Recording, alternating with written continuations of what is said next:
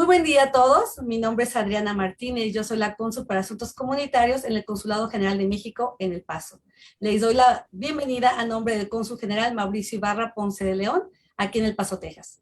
Como parte de las acciones del Instituto de los Mexicanos en el Exterior en materia de educación y siguiendo los objetivos del programa sectorial de la Secretaría de Relaciones Exteriores, la red consular en los Estados Unidos está llevando a cabo una serie de actividades para la cuarta Semana Binacional de Educación que está programada del 23 al 27 de agosto.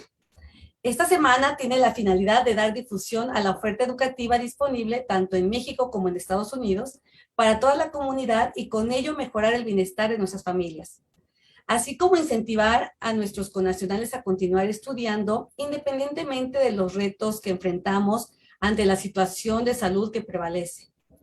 Para conocer precisamente las particularidades de la enseñanza y las necesidades que actualmente enfrentan alumnos y profesores, es que el maestro José Jairo Pérez Facundo de la institución Comlingo nos trae una charla que nos hará reflexionar sobre este tema y cómo afrontar la nueva modalidad de aprendizaje y enseñanza.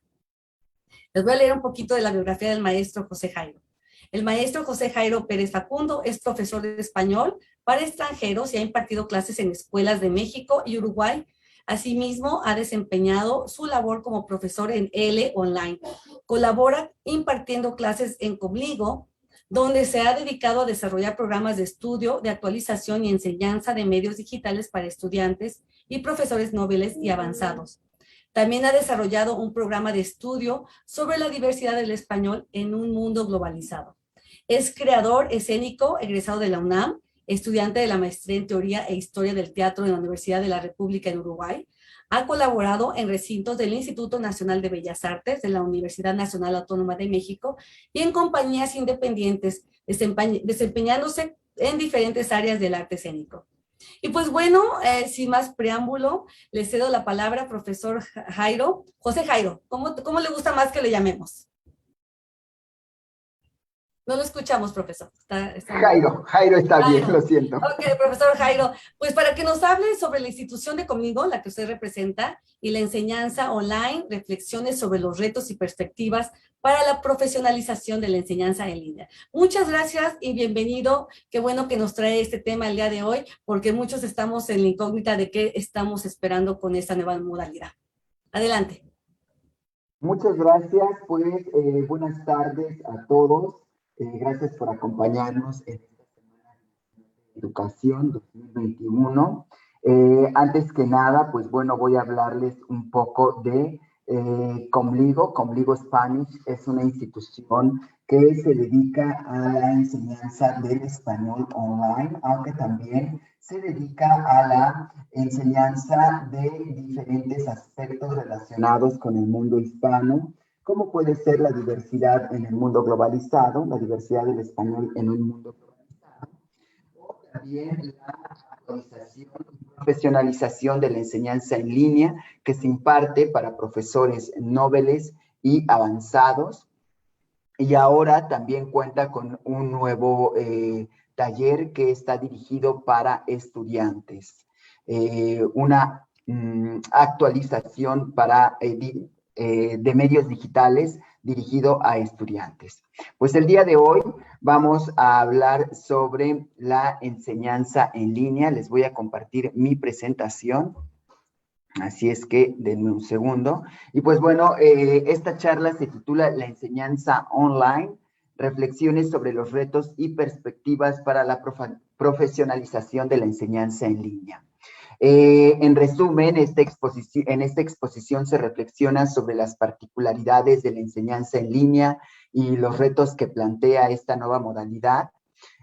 También esperamos identificar algunas de las similitudes y diferencias entre la enseñanza presencial y la virtual, así como analizar algunas de las necesidades específicas de los alumnos y profesores que por supuesto se dan en esta nueva modalidad virtual, tanto emocionales como técnicos, y es decir que hablaremos del espacio del alumno y el espacio del docente, y se abordarán algunos de los aspectos más importantes a tomar en cuenta para impartir clases online. Bueno, comenzamos con esto. Antes que nada, es importante aclarar que la enseñanza en línea como un nuevo modelo de aprendizaje, pues no va a consistir en el trasvase de la enseñanza presencial al mundo virtual. No es así de simple, no es así de sencillo, sino que tenemos que repensar y redefinir todo el proceso de enseñanza-aprendizaje. Y pues bueno, esa redefinición del proceso de enseñanza-aprendizaje requiere, por lo tanto, de una forma específica de volver a organizarlo. ¿A qué me refiero con el proceso? Pues a la planificación del curso, a la gestión del aula, a la creación de actividades, a la evaluación, etcétera.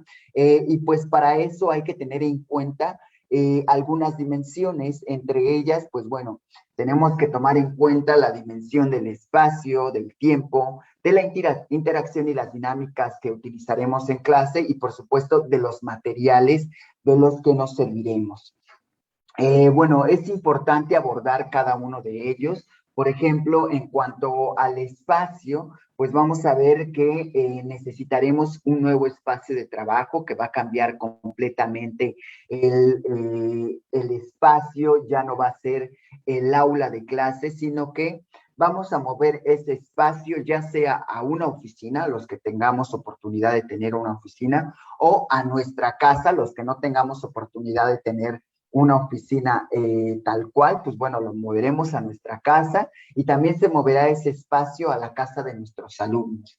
¿Y qué implica redefinir de nuevo ese espacio? ¿Qué implica que nosotros del salón de clase nos vayamos ahora a la presentación y a la muestra de nuestro espacio privado, nuestra casa? ¿Cómo va a suceder esto? Pues bueno, para eso hay que tomar en cuenta algunos aspectos que abordaremos más adelante. También es importante definir las herramientas tecnológicas que vamos a utilizar, definir y presentar los espacios virtuales, ya no solo los espacios físicos que vamos a utilizar, sino los espacios virtuales de aprendizaje que vamos a utilizar, ¿no? Las nuevas herramientas tecnológicas que nosotros vamos a utilizar para nuestras clases, también será necesario presentarlas al alumno. Y dentro de todo eso, algo que me parece que es fundamental es que tenemos que humanizar lo máximo posible el entorno digital. ¿A qué me refiero con esto? Pues bueno, sucede que a veces se dan algunos casos, ¿no? Como que nuestros alumnos no quieren encender la cámara, como que nosotros como profesores tenemos también, nos sentimos con la obligación de que ellos estén o estamos acostumbrados a un tipo de escucha, ¿no? Pero a un tipo de escucha que implica diferentes comunicaciones, no tanto verbal, tanto visual y gesticular, ¿no? Que cuando nosotros no podemos tomar en cuenta todos esos aspectos comunicativos, pues bueno, deviene en ciertas complicaciones, ¿no? Que nosotros podemos ver en esas instancias, ¿no? Como por ejemplo exigirle al alumno que encienda su cámara cuando realmente quizá no es lo más importante, ¿no? No es lo más importante en tanto que hay muchas situaciones que se dan más allá de nuestro horizonte o que están sucediendo también, puede ser en la casa de nuestro alumno, y no estoy justificando para nada con esto de que el alumno no tenga que encender su cámara, pero hay que también nosotros volver a repensar las maneras en las que nosotros vamos a solicitarle a nuestro alumno que encienda la cámara, si va a ser todo el tiempo que nosotros necesitamos que encienda la cámara, si con algunos momentos nos va a bastar, pero para eso también hay que generar algunas estrategias que nos sirvan a nosotros para estar viendo constantemente o observando constantemente si el que está del otro lado de la pantalla nos está escuchando o no, nos está poniendo atención o no, va con nosotros o no. Bueno, otro aspecto que tenemos que tomar en cuenta va a ser el aspecto del tiempo, ¿no? Que va a ser muy importante, pues bueno, ya que se va a dar un cambio en la comunicación, lo que decía, ¿no? La comunicación ya no va a ser multimodal, sino que va a ser unidimensional. Únicamente va a ser a través de la pantalla y yo ya no voy a poder leer los gestos como lo podía hacer cuando daba las clases presenciales. Entonces, eso va a requerir también generar otro tipo de canales de comunicación que van a tener más que ver con la virtualidad que con una comunicación directa. Vamos a tener que valernos de otras herramientas tecnológicas, ya sea chat, ya sea diferentes canales de comunicación como el correo electrónico, como el Messenger de Facebook, como el WhatsApp, como etcétera, el que nosotros elijamos, pero vamos a tener que cambiar esta comunicación multimodal a una comunicación unidimensional. También vamos a tener que en este aspecto del tiempo, pues planificar actividades más variadas y más cortas, ya que la enseñanza virtual nos va a requerir otro tipo de actividades mucho más diversificadas que en el aula presencial, debido a este tipo de comunicación que vamos a estar teniendo, ¿no? En donde la comunicación se da por un solo canal y donde nosotros tenemos que generar recursos y actividades que puedan estar haciendo que el alumno no pierda el interés en la clase, que el alumno pueda estar mucho más tiempo presente, por decirlo de alguna manera, en nuestra clase, ¿no? Donde el alumno pueda estar mucho más atento o lo más posible de atento en nuestra clase. Y es muy claro esto porque cuando nosotros, ya sea que tomamos la clase o que demos la clase o que hagamos este tipo de charlas, ¿no? Mi atención está muy dispersa incluso en este momento. Por un lado yo tengo la cámara donde los estoy viendo, por otro lado abajo está mi computadora donde estoy presentando esta diapositiva, por otro lado tengo al lado una tableta donde tengo más información para que no se me pase ningún dato. Por otro lado está mi celular, donde si recibo un mensaje, pues bueno, voy a voltear a verlo. Aunque lo haya apagado, se va a encender. Entonces, existen una serie de factores que nosotros tenemos que tomar en cuenta y para esto es importante, pues bueno, planificar actividades más variadas, más cortas y más dinámicas.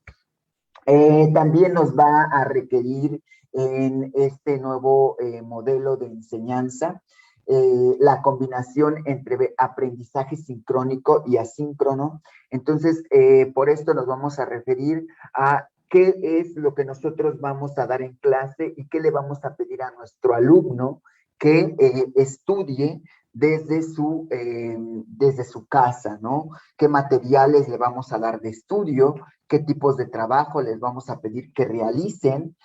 ¿Son los mismos trabajos los que necesitamos que ellos realicen cuando estamos dando una clase virtual? Cuando nosotros dábamos una clase presencial, pues bueno, todos esos factores tenemos que tomarlos en cuenta y muchos otros que por supuesto ahora por el tiempo no tengo todo el espacio para mencionar. Y es importante también, pues bueno, estudiar las pausas activas. ¿Y a qué me voy a referir por pausas activas? Pues bueno, a este tipo de crear momentos donde nosotros podamos tomarnos un espacio, entre comillas, sin tomarnos ese espacio, donde el alumno sienta que es un espacio de relajación, aunque pues él siga aprendiendo de manera indirecta, ¿no? Por ejemplo, si bien es cierto que cuando dábamos clases presenciales, nosotros les pedíamos a nuestros alumnos o dábamos 5 minutos para ir al baño, donde todo el mundo se levanta, va al baño y va al baño, a ocupar esos 5 minutos para ir al baño, pues bueno, en este caso, que es virtual, pues no podemos decirle a nuestros alumnos que se desconecten del Zoom y que vuelvan en 5 minutos, ¿no? O que apaguen todos el Zoom y que vuelvan, porque no sabemos quiénes van a volver y quiénes no. Así es que las pausas activas van a tener que ser llevadas a cabo de otra manera, ¿no?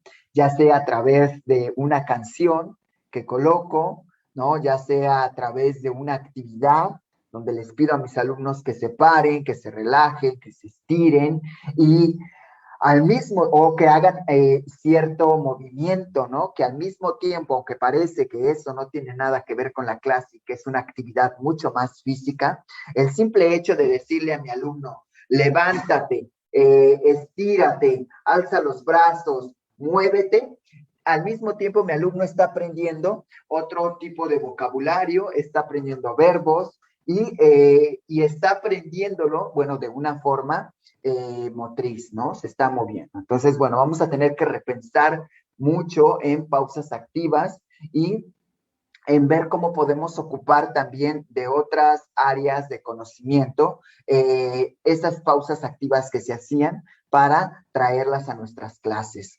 Hay algo en el chat, denme un segundo. Mensaje de Facebook, Consulado de México. Ok, saludos. Saludos a Idahayo, bueno, acá desde Montevideo. Bien, el otro aspecto que tenemos que tomar en cuenta van a ser la interacción y las dinámicas que nosotros vamos a realizar. ¿Por qué es importante tomar en cuenta la interacción y las dinámicas? Porque, bueno, ya no se van a dar de la misma manera que se daban en el aula presencial. En el aula virtual van a cambiar el tipo de interacción.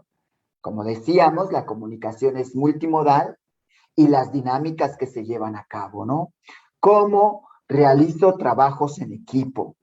¿Cómo les pido un trabajo en equipo desde sus propias casas? Por supuesto que existen todas esas herramientas, ¿no? Estoy poniendo un ejemplo que es posible llevar a cabo todos esos trabajos, pero hay que repensar de nuevo en las dinámicas, ¿no? ¿Para qué? Para que haya una mayor interacción dentro del aula, para que no se convierta en un monólogo, la conversación o la clase, ¿no? Más bien para que la clase no se convierta en un monólogo donde el profesor llega y habla todo el tiempo, como lo estoy haciendo yo en este momento, por supuesto, que espero que haciendo un pequeño paréntesis, un breve paréntesis, por favor, todas las preguntas escríbanlas en el Facebook y me las estarán haciendo llegar. Todos los saludos, por favor, estén escribiéndolos en Facebook. Entonces, para que justamente esto se convierta en una interacción mucho más amplia, ¿no? En el sentido de la palabra, que realmente exista una interacción dentro de esta exposición. Pero también nosotros tenemos que generar esa interacción fuera del aula, ¿no? Con otros ejercicios. Entonces, también podemos pedirle a nuestros alumnos que realicen trabajos en equipo, ¿no? Pero ¿qué tipo de trabajo les pediremos a nuestros alumnos? ¿Cómo lo hacemos, no? ¿Con qué herramientas? Y bueno, para ello va a ser importante realmente estudiar las tecnologías de la información y de la comunicación, pero no es necesario conocer todas esas tecnologías de la información y de la comunicación, sino que lo más importante va a ser cómo esas tecnologías de la información y de la comunicación que nosotros conocemos, podemos ponerlas al servicio del conocimiento y del aprendizaje. Bueno, voy a terminar con esto y después voy a contestar esta primera pregunta. Otra cosa respecto a la interacción y las dinámicas es que tenemos que ver qué dinámicas vamos a utilizar dentro de nuestra aula que nos permitan realmente generar una interacción con nuestros alumnos.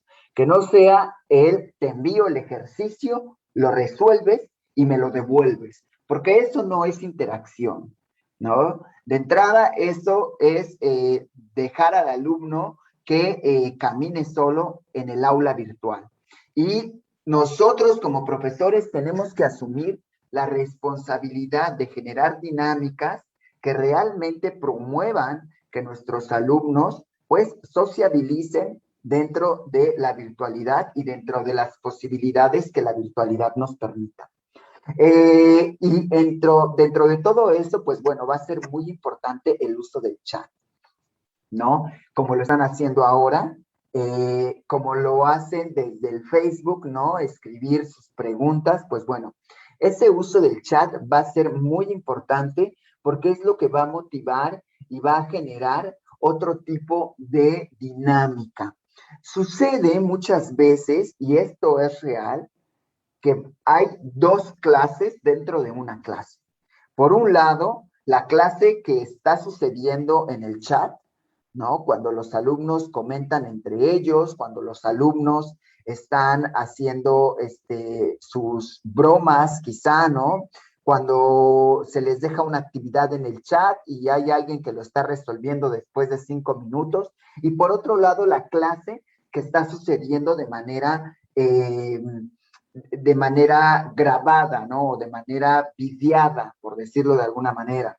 Entonces, esos dos canales ya de entrada están existiendo desde que nosotros iniciamos una clase y es importante tomar en cuenta estos dos canales, ¿no? No dejar que ninguno de los dos gane terreno, sino más bien mediar entre los dos. Después, bueno, en cuanto a los materiales, ¿no? Que va a ser otra dimensión que tendremos que repensar en esta nueva modalidad en línea. Bueno, el tema de los materiales va a ser muy importante en tanto que nosotros tenemos que preparar nuestras clases o adaptar nuestras clases que ya teníamos preparadas al entorno virtual. Pero no se trata de presentarles mi PDF o mi libro electrónico que yo tengo por acá, o el libro electrónico que me entregaron de la escuela y mostrarles, compartirles la pantalla por Zoom o por Meet o por Microsoft Teams, por el canal que ustedes estén usando, sino que lo más importante realmente es preocuparnos por hacer una presentación mucho más amena, mucho más amigable para nuestros estudiantes. Y para esto, pues bueno, tendremos que echar mano de algunos programas, ¿no? Que ya existen y que vienen programados, entre ellos Canva, Prezi, por ejemplo, ¿no? Pero también de volver a reutilizar ese dinosaurio que creíamos muerto, PowerPoint. O sea, PowerPoint vuelve a resurgir en esta nueva modalidad de enseñanza en línea, porque viene a ofrecernos realmente unas grandes herramientas y funciones que nosotros podemos utilizar de manera muy sencilla para preparar nuestras clases, ¿no? Para ponerles un poco de color a nuestras clases, para armonizar nuestras clases, para no llenarlas de letras, ¿no? Como puede ser que esta diapositiva ustedes la sientan que está llena un poco de letras, pero toda la información, como les decía, está aquí al lado, en otra tableta que yo tengo extendida, llena de información. O sea, esto es el resumen, lo que les estoy poniendo, porque lo importante es que el alumno sienta que esta información no es demasiado, no lo va a cansar, que se sienta atraído a la diapositiva, que se sienta atraído a leer los caracteres que existen ahí y pues bueno, nosotros tenemos que echar mano para adaptar estos materiales al entorno digital. Los materiales, y esta frase me gusta, tienen que tener aire. ¿A qué me refiero con aire? Bueno, antes que nada quiero decirles que esta frase de aire me la robé, no es mía, es de un seminario que se dio en Editorial Difusión, y me encantó esta frase, ¿no? ¿A qué se refiere con que los materiales tengan aire? Pues que sean auténticos, que sean interactivos, que sean relevantes y que sean eficaces, ¿no? Y esto va realmente a ayudar mucho a escoger qué tipo de materiales podemos llevar a nuestras clases. Si para nosotros un material no cumple con esas características, bueno, en general, si para mí, voy a hacerlo personal, si para mí un material no cumple con esas características y veo que no es atractivo para mí, ¿no? Que no es interesante, que no es relevante y que no va a ser eficaz en mi clase, no lo utilizo. Por más de que el material tenga una potencia muy grande, no la voy a utilizar. ¿Por qué? Porque puede ser contraproducente. O le hago una adaptación para que pueda funcionar para mi clase. Bueno, bien, aquí termino esta primera participación. Me gustaría por lo menos contestar alguna de las preguntas que escriben acá. Dice, ¿cómo ha afectado esta nueva modalidad en el avance de la enseñanza o aprendizaje? ¿Considera que se ha perdido la comunicación real o antes este modo de enseñanza virtual se convierte real la comunicación o se hace más flexible la comunicación?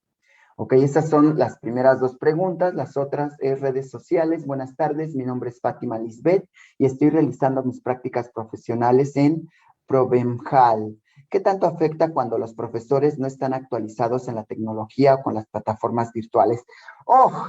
Sus preguntas son re interesantes realmente. Trataré de ser breve en mis respuestas para poder avanzar porque hay mucho que decir respecto a esto, ¿no? Bueno, la primera. Yo no creo que la comunicación se pierda, yo creo que la comunicación se transforma, ¿no? Eh, lo siento, me estoy saltando una pregunta. La primera, ¿cómo ha afectado esta nueva modalidad en el avance de la enseñanza o aprendizaje? Pues yo creo que esta nueva modalidad ni es tan nueva, que ya viene, o sea, las telesecundarias tienen años en México. Yo recuerdo que cuando yo estaba en la secundaria, es decir, hace 15 años, 16 años, ya existían las telesecundarias. Esta modalidad ya existía, ya se empezaba a dar. No era tan importante como fue después de la pandemia. La pandemia realmente vino a impulsar esta nueva modalidad de enseñanza.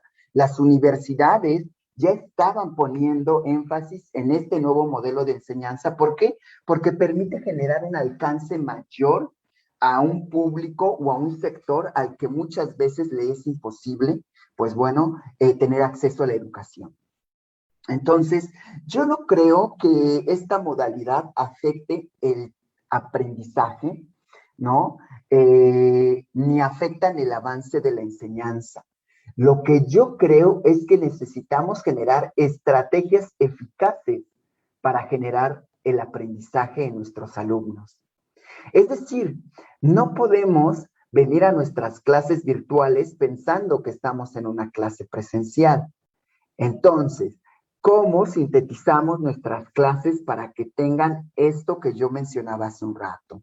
¿No? Para que sean atractivos, interesantes, relevantes y eficaces, sobre todo, en nuestros alumnos y podamos generar el mismo conocimiento de una manera más eficaz. Pongo como ejemplo un poco, y me gusta mucho este ejemplo, ¿no? Que cada vez las películas son más cortas. ¿Por qué las películas antes duraban entre 3, 4 horas y ahora duran 1 hora, hora y media? Por supuesto que hay películas de 2 horas y media, 3 horas, pero las películas que quieren ser muy eficaces, hasta en 1 hora. ¿Por qué los formatos ahora de series son de 1 hora? Porque el público no soporta un formato ya de 3 horas. Es decir, que nosotros tenemos que pensar que realmente el formato de la clase presencial no es el mismo formato de la clase virtual. Y para ello es importante que nosotros reflexionemos cómo podemos aprovechar nuestras clases de 50 minutos, de 40 minutos y realmente ser eficaces. ¿Qué tipo de estrategias vamos a utilizar? ¿Qué tipo de dinámicas? ¿Qué tipo de interacción? ¿Cuáles canales de comunicación? ¿Cómo hago más efectivos mis tiempos? ¿Y qué espacios virtuales utilizo? Bueno, la siguiente pregunta es, ¿consideras que se ha perdido la comunicación real o este modo de enseñanza virtual se convierte real la comunicación? A ver, entiendo más o menos esta pregunta. ¿O se hace más flexible la comunicación? Bueno, lo que yo decía es que para mí la comunicación real es que comunicación es esto. Estamos teniendo de alguna manera comunicación. La comunicación no se pierde, la comunicación cambia, el canal cambia, el medio cambia. Pero la comunicación yo creo que no se pierde. Yo en este momento los leo, puedo contestar y quizá no es inmediata como la comunicación física, que la comunicación física pues es inmediata, yo leo sus gestos, yo en este momento ya habría adivinado cuál es la pregunta exacta que me quiere hacer esta persona si la veo, si yo le estoy contestando algo que no es. Pero en este caso tengo que esperarme un tiempo a que ella me responda si yo respondí su pregunta o no. Entonces la comunicación se ralentiza, pero no creo que se pierda. Se flexibiliza, por supuesto. La comunicación tiene que ser más flexible y por eso yo les hablaba de humanizar lo máximo posible el entorno digital. Es decir, cuando yo le pido a uno de mis alumnos que participe en clase, cuando estamos de manera presencial, yo podría decirle, ¿no se te ocurre nada después de unos segundos? ¿Qué pasa? ¿Te sabes la respuesta? Contesta. quizá, ¿no? Y yo sabría si él sabe o no inmediatamente, después de unos segundos, pero aquí a veces les pido a mis alumnos, no sé, por ejemplo, Pedrito, ¿puedes participar, por favor? Y Pedrito no encuentra cómo encender el micrófono, entonces ahí ya se llevó un minuto Pedrito. Y luego mientras me cuenta Pedrito cómo se perdió para encender el micrófono, ya van 2 minutos. Entonces la comunicación hay que flexibilizarla, hay que darnos cuenta que los tiempos de la enseñanza virtual son otros y nosotros como profesores tenemos que estar preparados. Dice redes sociales, bueno, la otra pregunta que la contesto ahora para poder seguir avanzando. Eh, Dice, ¿qué tanto afecta cuando los profesores no están actualizados en la tecnología o con las plataformas virtuales? Voy a ser muy honesto, yo creo que afecta mucho. Afecta en tanto que nosotros, y me incluyo a mí, crecimos en un ambiente con muchos prejuicios respecto a la tecnología. Crecimos en un ámbito educativo donde se demonizó la tecnología a tal grado que encender el celular en clase o que te llamaran en clase, te podían, o sea, yo recuerdo que me podían sacar de la clase si mi celular sonaba. Y eso ya realmente genera toda una generación que dijo no a la tecnología, no a las redes sociales, son malas, no a la tecnología es mala, no al Wikipedia porque hace que la gente no aprenda. Bueno, también estoy de acuerdo que no a la Wikipedia, pero no sé qué tanto. Yo creo que yo no demonizo la tecnología, para mí todo es bienvenido, y entonces yo creo que como profesores tenemos que estar bien preparados, porque de qué manera puedo yo aprovechar toda esa información. ¿Cómo puedo aprovechar yo las redes sociales para mis clases? ¿No? Que hay muchísima información muy buena, muchos maestros que son TikTokers, ¿no? Y que no los juzgo. O sea, no por ser TikToker, no eres un buen maestro. Puedes ser incluso un mejor maestro porque estás haciendo una síntesis de eso que yo podía decir en 20 minutos, tú lo dices en 3 minutos. Muchas gracias. Agarro tu trabajo y se lo presento a mis alumnos. Se los envío. Entonces, hay que aprovechar todo esto. Entonces, hay que estar al tanto de las tecnologías para no perderme en la pregunta. Y dos, sí, hay que saber cómo utilizar las plataformas virtuales. Yo en este momento estoy compartiendo una pantalla, pero por ejemplo, si yo quisiera hacer un juego en este momento con ustedes, podría hacerlo. Podría en este momento jugar Basta con mis interlocutores sin ningún problema. Claro, sería mucho más lento y quizá nos llevaríamos 2 horas haciendo un juego que muy sencillo, ¿no? Que presencialmente resulta muy sencillo, pero es posible si nosotros tenemos conocimiento de tecnología y conocimiento de las plataformas virtuales. Porque es importante, hace un rato mencionaban acá desde el consulado, ¿no? ¿Qué pasa si en este momento se cae la charla? ¿Qué pasa si mi internet se va? ¿Cómo lo resuelvo yo como profesor? ¿Existen otros canales? ¿Podría volver a conectarme yo a la clase o la doy por perdida y que mis alumnos, pues nada, se fue la luz, ¿yo qué puedo hacer?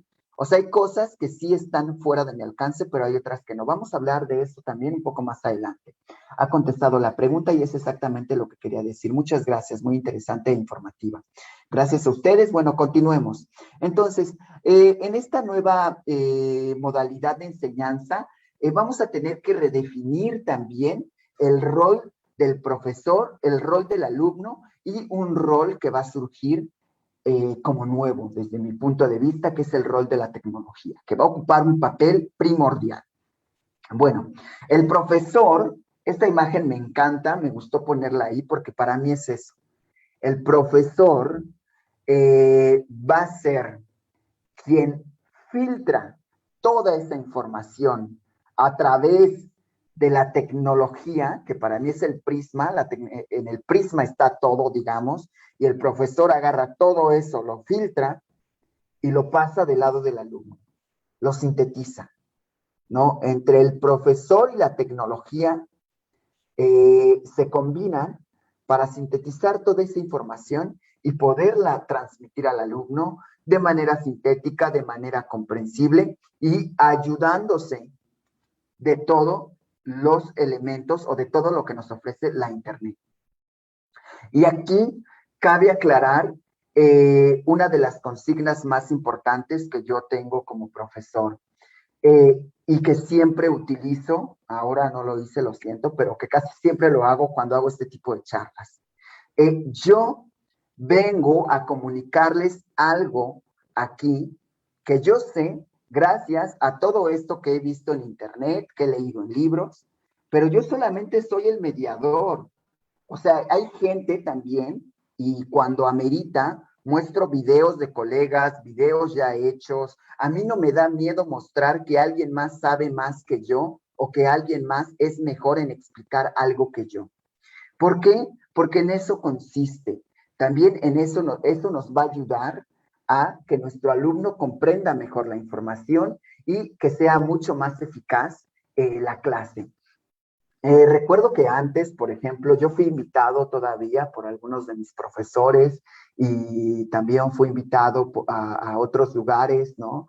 Como los profesionales que van a una clase y te hablan de su vida, ¿no? Entonces yo hablaba de cómo hice la universidad, de mi experiencia, pero ahora nosotros podemos encontrar a cualquier persona en la red. Digo, hay que hacer una selección de ese tipo de personas que nosotros queremos mostrar en nuestras clases, pero que también pueden venir a compartir ese conocimiento con nuestros alumnos.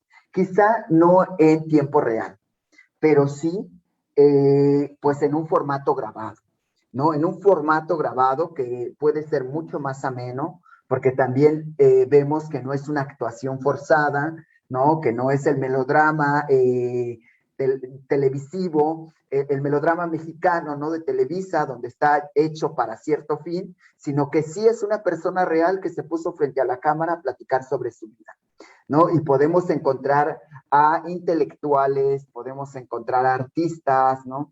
Y entonces eso, llevarlo a nuestra clase, también nos ayuda para generar otro tipo de experiencias en nuestros alumnos. Es importante, y vuelvo un poco al punto, que el profesor sí sea este filtro para el alumno. ¿Por qué? Porque por más que nosotros digamos que como profesores muchas veces nos sintamos un poco atrasados en temas tecnológicos, o podemos decir que los alumnos, porque tienen 15 años, son más duchos en la tecnología, realmente estamos cayendo en un prejuicio.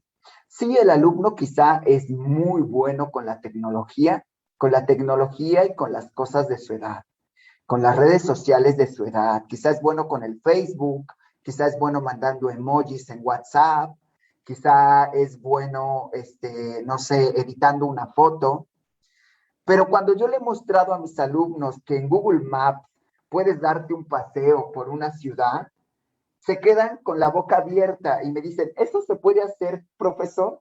Sí, o sea, Google Maps no es solamente el puntito azul y el puntito rojo de destino y la línea azul que te dice cómo llegar. También tiene otras funciones. Entonces, está bueno que nosotros como profesores, pues, podamos ayudarles a nuestros alumnos a que vean también, a que tengan otra mirada de la tecnología, a que entiendan que también la tecnología puede estar al servicio del aprendizaje y no solo al servicio del divertimento, ¿no? Que la tecnología también es una herramienta y más en este año y a estas alturas de la situación sanitaria por la que atravesamos, ¿no? Que la tecnología realmente tiene que ser una amiga del aprendizaje y no demonizar la tecnología.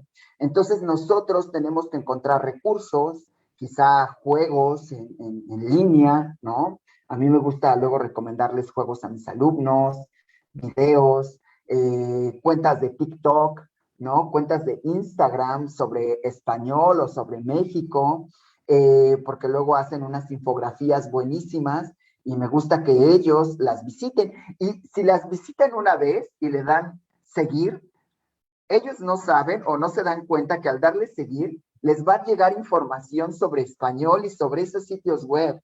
Entonces me gusta porque de alguna manera, cuando yo lo hice también y empecé a darle seguir a ciertas páginas, por ejemplo, de cultura culturas originarias, me empieza a llegar información y de vez en cuando, incluso en el Instagram, pues bueno, me detengo a leer algo. Entonces, eso también hace que yo tenga conocimiento de otros, o hace que el alumno, ¿no?, pueda insertar estas tecnologías o pueda poner estas tecnologías en otro lugar.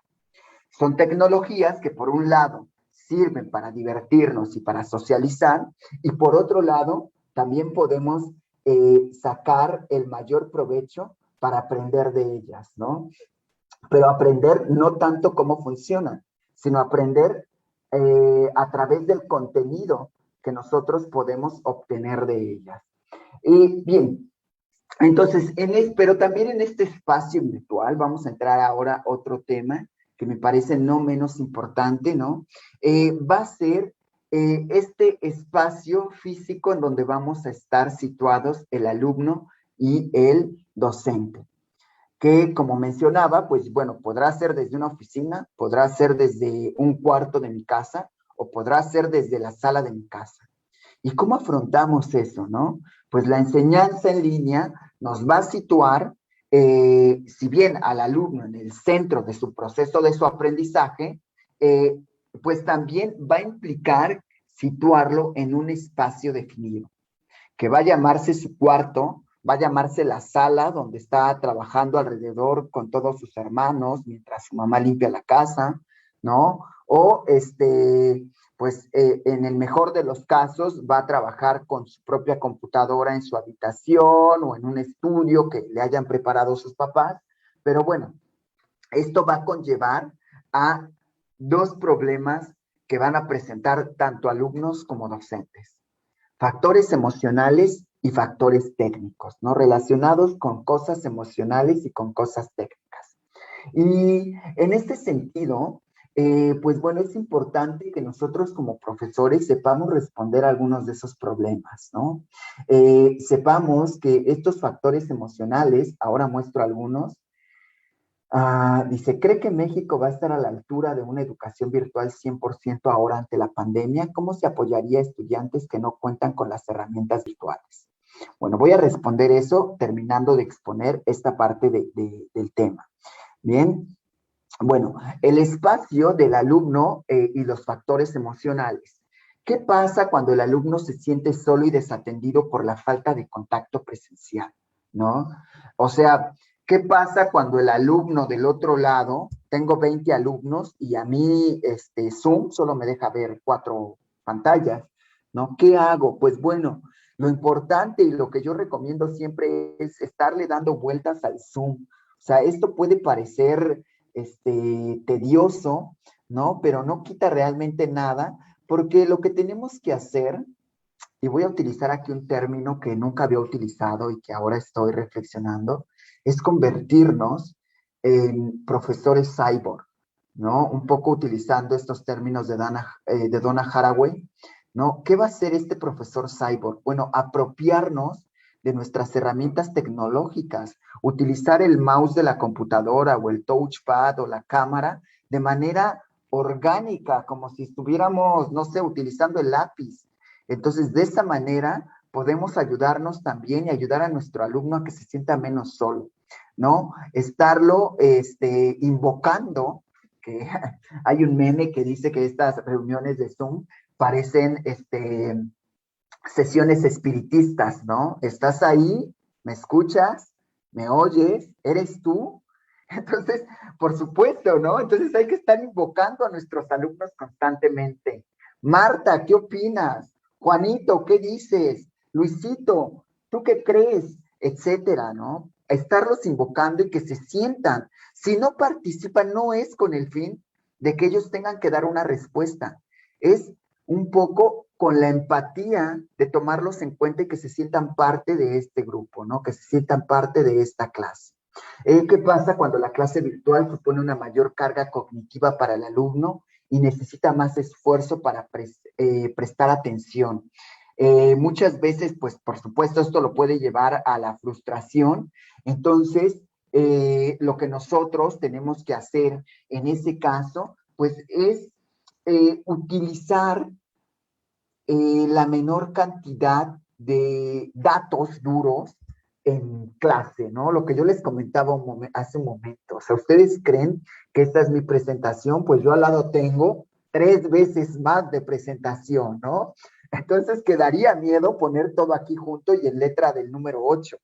Entonces yo no pongo aquí todo junto, yo pongo un poco de información y por otro lado me la paso hablando para que no sientan que todo esto que les voy a decir es muy enredado, que es muy cansado, sino que más bien algo que a mí me gusta generar constantemente es que mis clases eh, se asemejen a una videollamada con un amigo, ¿no? Es difícil conseguirlo todo el tiempo, pero yo creo que es posible. Entonces, eso también evitaría que nuestro alumno se sienta frustrado por ver tanta información. Y la otra es realmente generar materiales que nosotros podamos darles a nuestros alumnos para estudiar en casa. Materiales también que no impliquen mucha descarga cognitiva, ¿no? Mucho esfuerzo cognitivo. Y no estoy diciendo que esforzar al cerebro, que no esforzar al cerebro es no aprender. Realmente, yo creo que uno puede aprender, y de aquí voy a echar mano de otro autor sobre se me fue allá, sobre las inteligencias múltiples, ¿no? Entonces, es importante que nosotros como profesores tomemos en cuenta que todos tenemos diferentes tipos de inteligencia.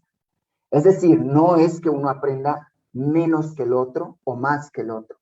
Es que cada quien aprendió cosas distintas de lo mismo que yo estoy explicando, de lo mismo que yo estoy haciendo. Por supuesto que las escuelas y las instituciones nos van a exigir que nosotros evaluemos bajo ciertos criterios, pero también existe un criterio subjetivo de la evaluación, que nosotros como profesores tenemos que estar abiertos a ese criterio subjetivo, ¿no? Bien, no voy a ahondar más en esto porque me quedo una hora hablando sobre la subjetividad de la evaluación. El alumno tiene dificultad de concentración en la clase en línea y no sabemos qué otros factores lo pueden estar distrayendo de la clase. Vuelvo a lo mismo, humanizar lo máximo posible en nuestras clases.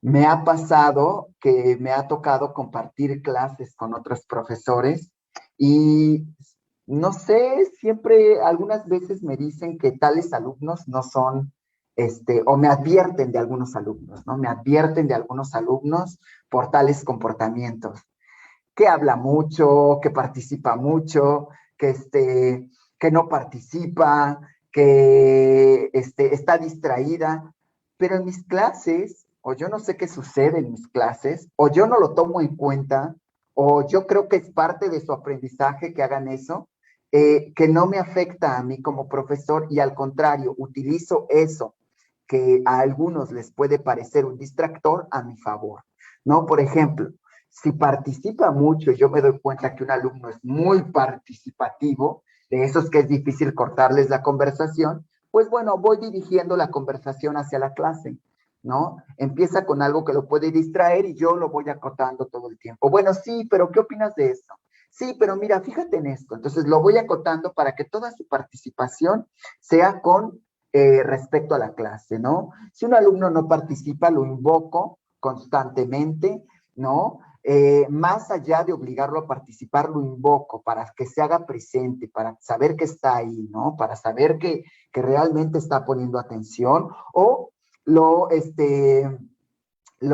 agarro por sorpresa haciéndole una pregunta, ¿no? Bueno, estamos hablando de esto, ¿tú qué opinas sobre esto? Y aunque él no conteste, y encienda su cámara y diga, oh, no puse atención. Bueno, yo ya sé que no pusiste atención. Bien, lo voy registrando.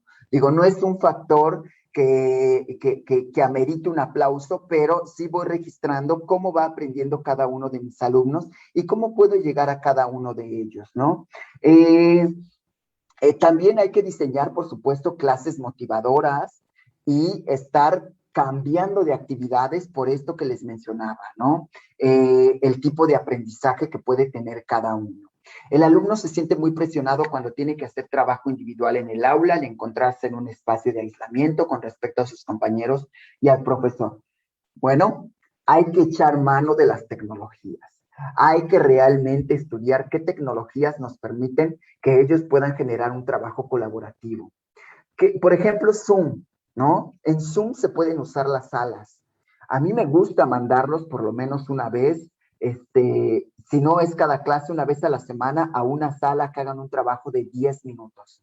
Y muchas veces yo como profesor soy honesto, sé que esos 10 minutos no los van a utilizar para hacer la actividad que yo los pedí, que de esos 10 minutos van a utilizar 5 y que los otros 5 se la van a pasar platicando, pero está bien. También socializar es parte del aprendizaje. También que se conozcan es parte del aprendizaje.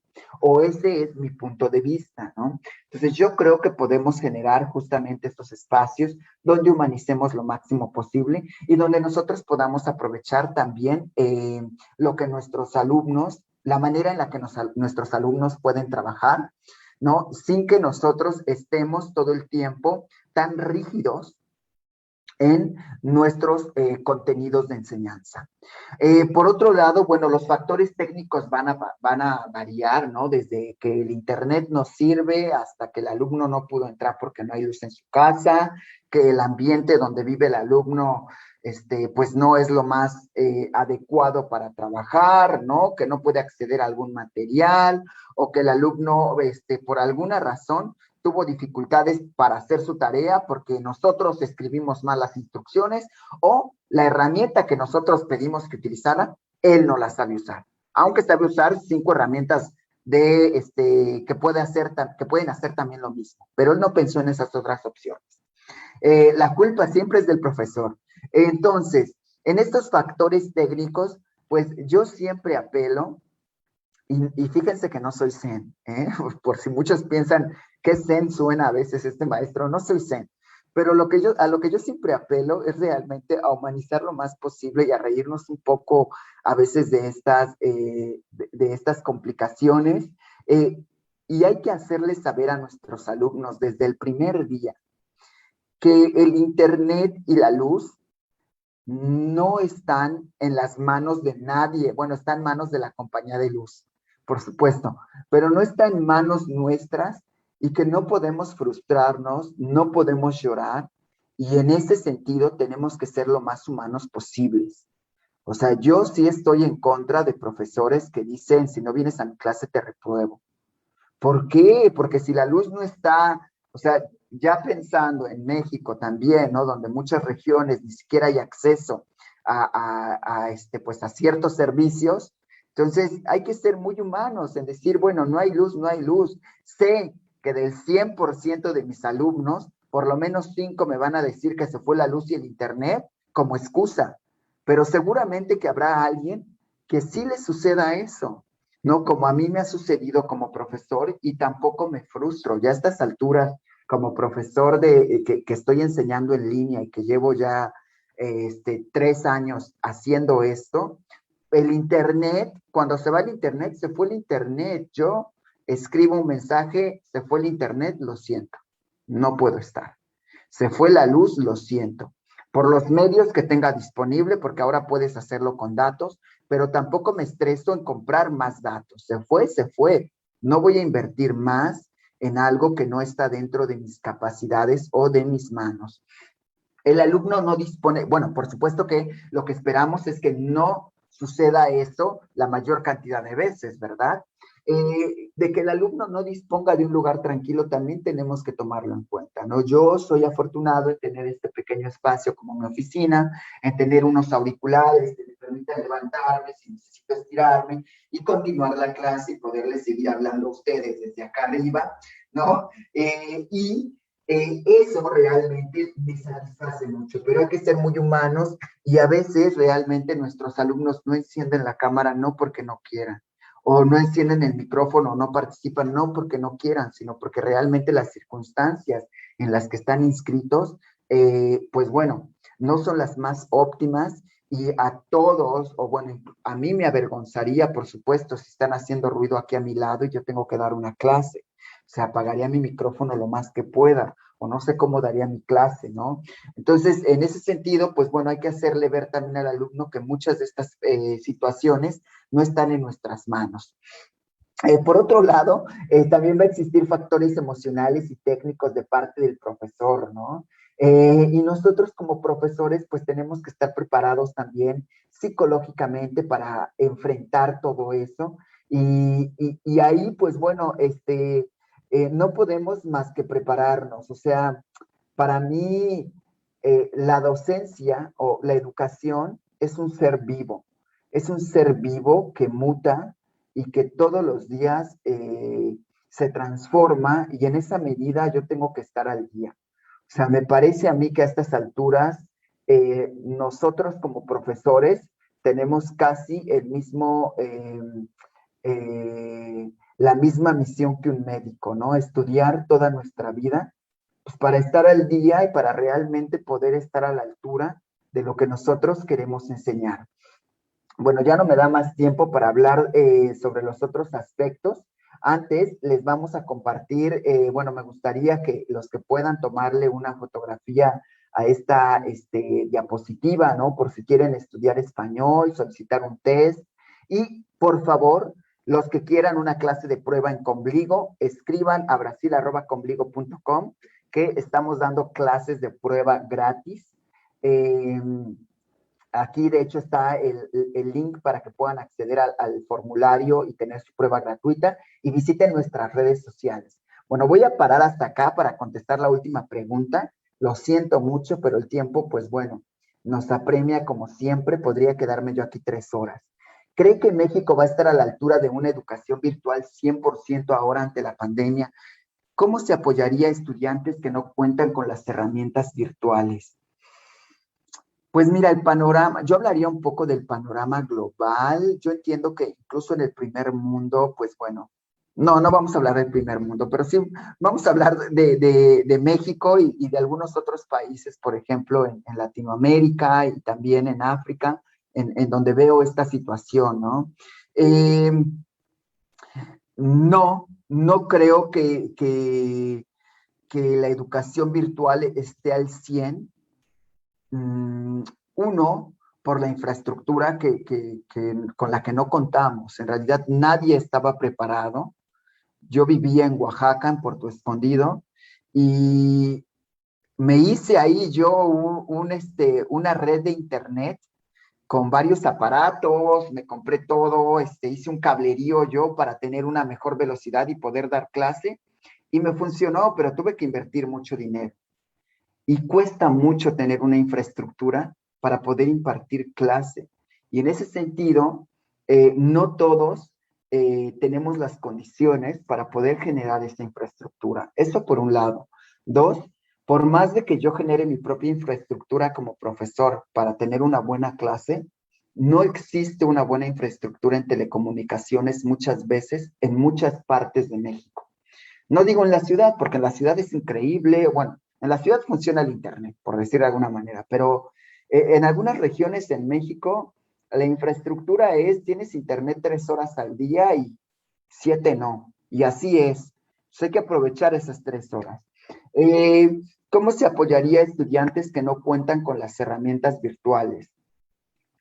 Yo creo que sí es posible generar, y esto es una charla que tengo pendiente por hacer, que sí es posible generar clases y conocimiento, incluso por WhatsApp.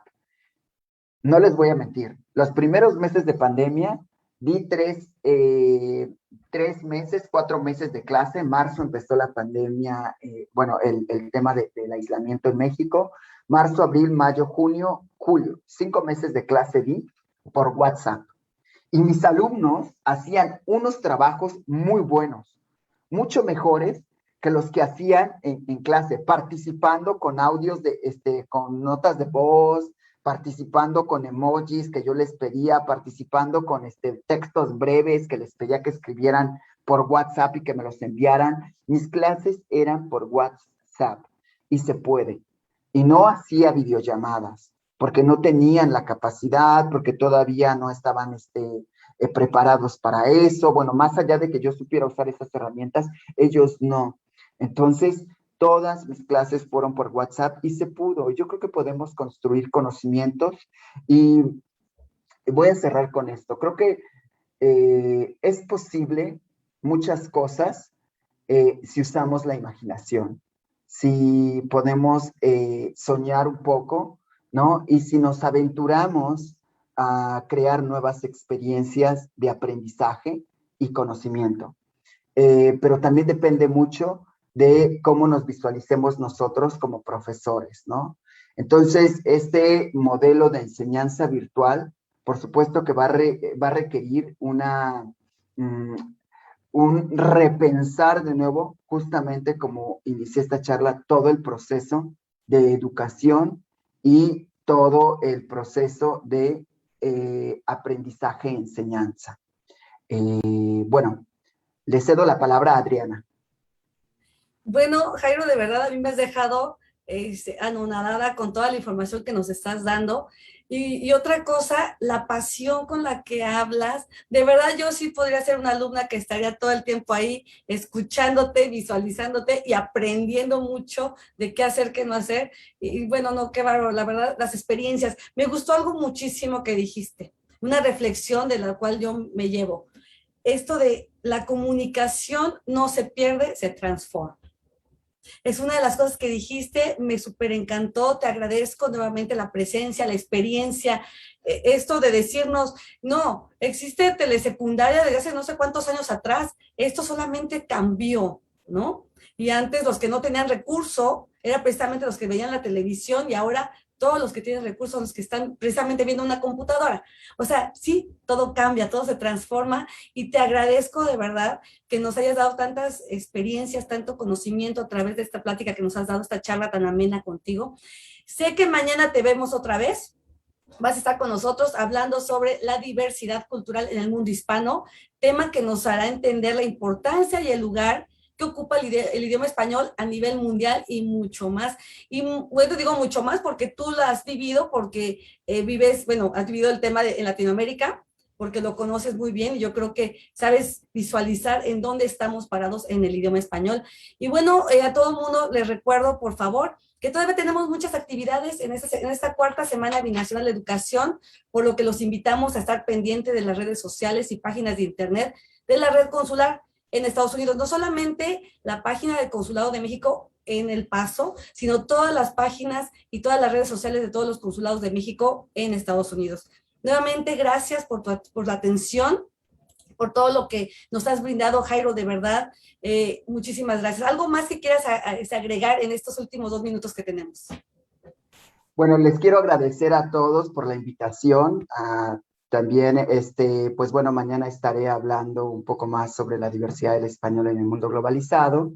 Y mira, ya no me voy a extender más porque yo tengo mucho que no dije. Me podría quedar aquí 2 horas más hablándoles de la pasión que siento realmente por cambiar un poco la perspectiva de la enseñanza virtual, ¿no? Y que dejemos de demonizar la tecnología. La tecnología tiene que estar al servicio del conocimiento y del aprendizaje. Y esa es nuestra responsabilidad. Muchísimas gracias. Yo estoy segura que en este consulado te vamos a tener nuevamente para que nos des tu plática completa o nos des talleres tal vez para que podamos avanzar un poco más en esto de la tecnología. Pues nuevamente le doy las gracias por su atención. Yo soy la cónsula Adriana Martínez desde el Consulado General de México en El Paso. Que tengan una bonita tarde. Hasta luego.